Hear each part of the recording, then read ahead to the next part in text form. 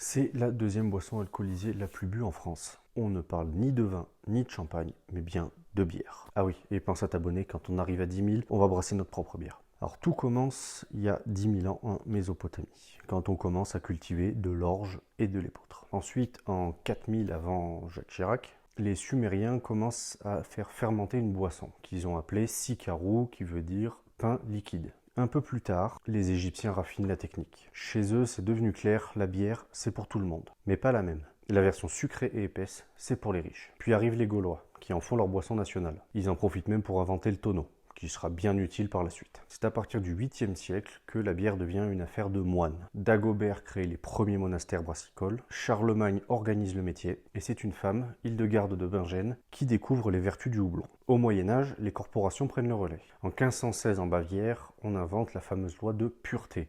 Eau, orge, houblon, rien de plus. Mais à la Révolution française, tout s'effondre. De moins en moins de moines, de plus en plus de taxes, et la bière disparaît peu à peu. C'est en 1857, grâce à Louis Pasteur, que l'on découvre la fermentation. Et c'est le retour des brasseries, avec l'arrivée de la fermentation basse. Et au XXe siècle, malgré 2 guerres mondiales, la bière revient en force. Et aujourd'hui, aujourd'hui, c'est la révolution des microbrasseries. Il y en a de plus en plus, on en comptait à peu près 8000 en début des années 2000. Alors la prochaine fois que tu t'ouvres une bière, pense à Dagobert, Hildegarde et même à Pasteur. Et oublie pas, pense à t'abonner pour qu'on brasse notre bière.